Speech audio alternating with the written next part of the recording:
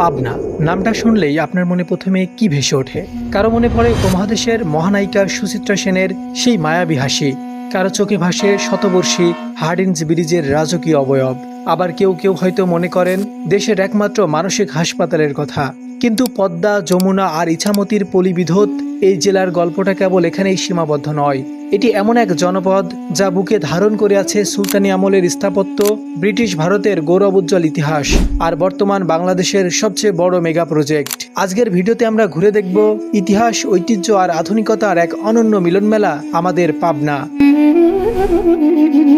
পাবনা এই প্রাচীন ও ঐতিহ্যবাহী নামের উৎপত্তি কিভাবে হলো, এই নিয়ে ইতিহাস ঘাটলে বেশ কিছু রোমাঞ্চকর তথ্য পাওয়া যায়। অনেক ইতিহাসবিদদের মতে খ্রিস্টীয় একাদশ শতকে পাল বংশের রাজা রামপালের শাসনাকালে এই অঞ্চলে পদুম্বা নামক একটি জনপদের অস্তিত্ব ছিল।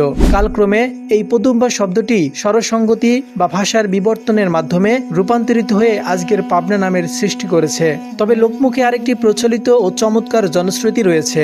বলা হয় প্রাচীনকালে এই অঞ্চলে পাবন বা পাবনা নামের একজন প্রভাবশালী দস্যু বা ডাকাত বাস করত। তার আড্ডাস্থল বা আস্তানা হিসেবেই ধীরে ধীরে এই পুরো এলাকাটি সাধারণ মানুষের কাছে পাবনা নামে পরিচিতি লাভ করে।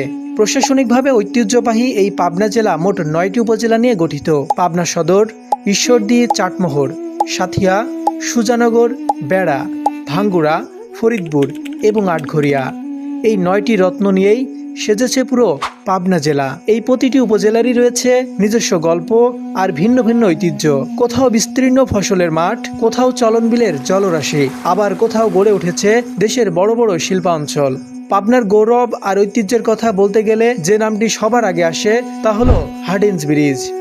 কিন্তু কখনো কি ভেবে দেখেছেন আজ থেকে শত বছর আগে খরস্রোতা আর উন্মত্ত পদ্মার বুকে এই বিশাল সেতু কিভাবে, কেন এবং কখন তৈরি হয়েছিল? গল্পটা 19 শতকের শেষের দিকের। তখন অবিভক্ত ভারতের আসাম, নাগাল্যান্ড আর উত্তরবঙ্গের সাথে তৎকালীন রাজধানী কলকাতার সরাসরি কোনো যোগাযোগ ছিল না। পদ্মার এক পাড়ে কুষ্টিয়ার দামুকদিয়া ঘাট আর অন্য পাড়ে পাবনার সারাঘাট। যাত্রীদের ট্রেন থেকে নেমে স্টিমারে নদী পার হয়ে ওপারে গিয়ে আবার ট্রেনে উঠতে হতো। এই ভোগান্তি কমাতে এবং মালামাল পরিবহন সহজ করতে 1889 সালে এখানে একটি রেল সেতু নির্মাণের প্রস্তাব করা হয়। দীর্ঘ জরিপ শেষে 1909 সালে শুরু হয় এর নির্মাণ কাজ। ব্রিটিশ স্থপতি স্যার রবার্ট উইলিয়াম গেলসের নকশায় প্রায় 24,000 শ্রমিকের দিনরাত অক্লান্ত পরিশ্রমে দীর্ঘ 5 বছর পর তৈরি হয় এই প্রকৌশল বিদ্যার এক জীবন্ত বিস্ময়। প্রায় 1.8 কিলোমিটার দীর্ঘ সম্পূর্ণ ইস্পাতের এই সেতুটির নির্মাণে সে আমলে খরচ হয়েছিল প্রায় 3.5 কোটি রুপি। অবশেষে 1915 সালের 4 মার্চ তৎকালীন ভাইসরয় লর্ড হার্ডিঞ্জের নাম অনুসারে আনুষ্ঠানিকভাবে এই ব্রিজের উদ্বোধন করা হয়।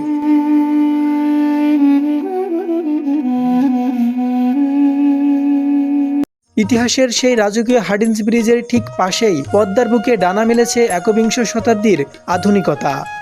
লালন শাহ সেতু 2004 সালে উন্মুক্ত হওয়া 1.8 কিলোমিটার দীর্ঘ এই 4 লেনের সড়ক সেতুটি কেবল পাবনা আর কুষ্টিয়াকেই এক করেনি, বরং এটি দক্ষিণ পশ্চিমাঞ্চলের সাথে উত্তরবঙ্গের যোগাযোগের ক্ষেত্রে এক নতুন দিগন্তের উন্মোচন করেছে। বিখ্যাত বাউল সাধক লালন শাহের নামে নামকরণ করা এই সেতুটি দিয়ে প্রতিদিন পারাপার হয় হাজার হাজার যানবাহন, যা এই অঞ্চলের ব্যবসা, বাণিজ্য আর অর্থনৈতিক চাকাকে করে তুলেছে আরও গতিশীল। পাবনার গল্প কেবল অতীত বা ঐতিহ্যে থমকে নেই। এই জেলায় আজ বুক চিতিয়ে নেতৃত্ব দিচ্ছে বদলে যাওয়া আধুনিক বাংলাদেশের। ঈশ্বরদীর রূপপুরে পদ্মা নদীর কোল ঘেঁষে মাথা তুলে দাঁড়িয়েছে দেশের ইতিহাসের সবচেয়ে বড় মেগা প্রকল্প রূপপুর পারমাণবিক বিদ্যুৎ কেন্দ্র। প্রায় লক্ষ হাজার কোটি টাকা ব্যয়ে নির্মিত এই বিদ্যুৎ কেন্দ্রটি কেবল বাংলাদেশের জ্বালানি খাতের চেহারাকেই বদলে দিচ্ছে না, বরং এর হাত ধরেই বাংলাদেশে প্রবেশ করছে বিশ্বের এলিট নিউক্লিয়ার ক্লাবে।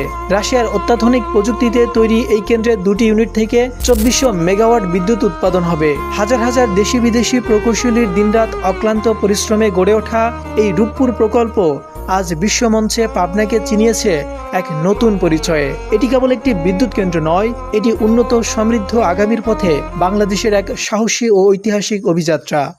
একটু ভেতরের দিকে এগুলোই চোখে পড়বে সুলতানি আমলের চাটমোহর শাহী মসজিদ কিংবা হিন্দু মুসলিম স্থাপত্যের এক অপূর্ব নিদর্শন জোড়া বাংলা মন্দির। আবার পাবনা শহরের বুকেই দাঁড়িয়ে আছে জমিদারি আমলের স্মৃতি বিজড়িত তাড়াশ ভবন। এই প্রতিটি ইট আর পাথর যেন ফিসফিস করে আমাদের শোনায় শত বছর আগের রাজকীয় সব গল্প।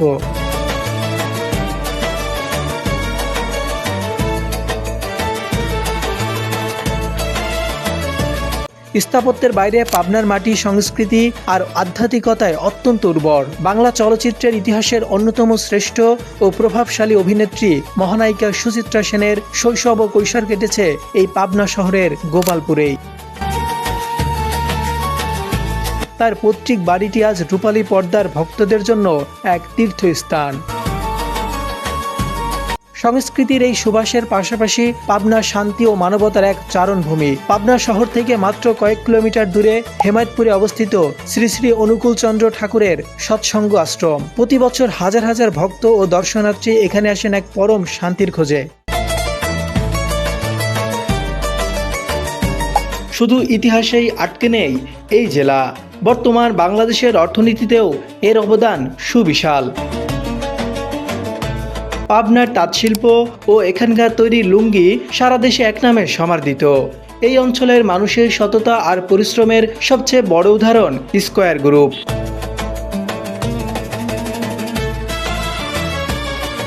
একসময়ের সাধারণ এক ফার্মেসি থেকে স্যামসন এইচ চৌধুরীর হাত ধরে আজ দেশের শীর্ষস্থানীয় ওষুধ প্রস্তুতকারী প্রতিষ্ঠান স্কয়ার ফার্মাসিউটিক্যালসের যাত্রা শুরু হয়েছিল এই পাবনা থেকেই। পাবনা নামটার সাথে জড়িয়ে থাকা আরেকটি অত্যন্ত পরিচিত এবং ঐতিহাসিক প্রতিষ্ঠান হল পাবনা মানসিক হাসপাতাল। 1957 সালে প্রতিষ্ঠার পর 1959 সালে হেমায়তপুরের 111 একরের এক বিশাল ও সবুজ ক্যাম্পাসে স্থানান্তরিত হয় দেশের প্রথম ও একমাত্র বিশেষায়িত এই মানসিক হাসপাতালটি। লোকমুখে এই প্রতিষ্ঠানটি নিয়ে নানা রকম কৌতুক প্রচলিত থাকলেও বাস্তব চিত্রটি কিন্তু সম্পূর্ণ ভিন্ন। এটি আসলে নিছক কোনো হাসপাতাল নয়, বরং এটি মানসিক স্বাস্থ্যসেবায় নিয়োজিত এক অনন্য মানবিক আশ্রয়স্থল। চারিদিকের শান্ত ও প্রাকৃতিক পরিবেশের মাঝে এখানে প্রতিদিন শত শত রোগীকে আধুনিক চিকিৎসা, থেরাপি ও ভালোবাসার মাধ্যমে সুস্থ জীবনে ফিরিয়ে আনার অক্লান্ত চেষ্টা করা হয়। চিকিৎসা বিজ্ঞানের ইতিহাসে পাবনার এই অবদান আমাদের সমাজ ও স্বাস্থ্য খাতের জন্য অত্যন্ত গৌরব ও সম্মানের। ইতিহাস আর ঐতিহ্যের পাশাপাশি পাবনা আজ উত্তরবঙ্গের অন্যতম প্রধান শিক্ষানগরী। জ্ঞান ও মেধার আলো ছড়াতে এই জেলার প্রতিষ্ঠানগুলোর অবদান অতুলনীয়, যার অনন্য উদাহরণ 1898 সালে প্রতিষ্ঠিত ঐতিহ্যবাহী সরকারি এডওয়ার্ড কলেজ। এক শতাব্দীরও বেশি সময় ধরে এই বিদ্যাপীঠ তৈরি করেছে বহু লিজেন্ড। শৃঙ্খলার চাদরে মোড়ানো পাবনা ক্যাডেট কলেজ যেমন প্রতি বছর দেশসেরা নেতৃত্ব উপহার দিচ্ছে, ঠিক তেমনই 2008 সালে প্রতিষ্ঠিত পাবনা বিজ্ঞান ও প্রযুক্তি বিশ্ববিদ্যালয় আর পাবনা মেডিকেল কলেজ এই অঞ্চলের উচ্চশিক্ষা ও চিকিৎসা ক্ষেত্রে যোগ করেছে এক আধুনিক যাত্রা। এই বিদ্যাপীঠগুলো কেবল ডিগ্রি দিচ্ছে না, বরং পাবনার মাটিকে সমৃদ্ধ করছে প্রগতি আর মেধার আলোয়। পদ্মা আর যমুনার কোলঘেঁষা পাবনার আবহাওয়া যেমন বৈচিত্র্যময়, তেমনি এখানকার মাটিও খাঁটি সোনা। গ্রীষ্মের তীব্র তাপদাহ আর বর্ষার পর্যাপ্ত বৃষ্টিপাত, এই দুয়ের মেলবন্ধনে ঈশ্বরদীর বিখ্যাত লিচু আর সাথে আর পেঁয়াজের সমৃদ্ধ হয় পুরো বাংলাদেশের বাজারে। গ্রীষ্মকালের পাবনার তাপমাত্রা বেশ চড়া থাকে। এ সময় গড় তাপমাত্রা 32 ডিগ্রি থেকে 38 ডিগ্রি সেলসিয়াস পর্যন্ত ওঠানামা করে। তবে মাঝে মধ্যে তীব্র দাবদাহের কারণে তাপমাত্রা 40 ডিগ্রি বা তার উপরেও চলে যায়। শীতকালে এখানে বেশ ঠান্ডা পড়ে। এ সময় গড় তাপমাত্রা 10 ডিগ্রি থেকে 15 ডিগ্রি সেলসিয়াসে নেমে আসে।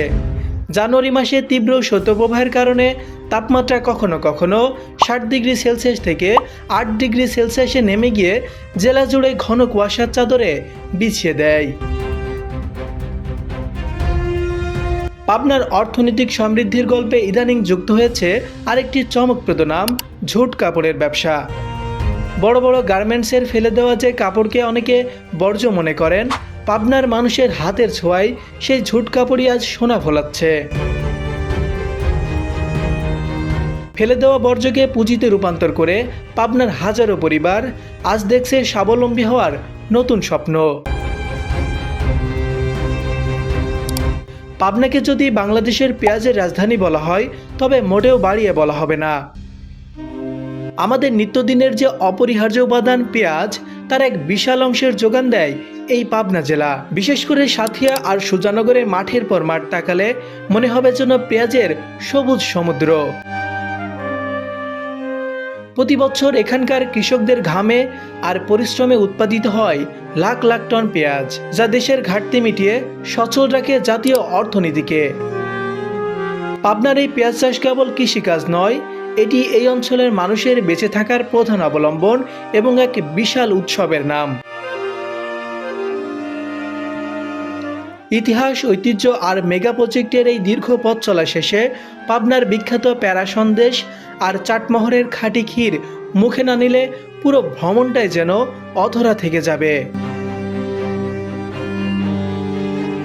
শত বছরের ঐতিহ্য মেনে তৈরি ক্ষীর আর মিষ্টির এই অতুলনীয় স্বাদ আপনার মুখে যেমন লেগে থাকবে, ঠিক তেমনই পাবনার মানুষের অকৃত্রিম আতিথেয়তা আর ভালোবাসা আপনার মনে দাগ কেটে যাবে চিরকাল।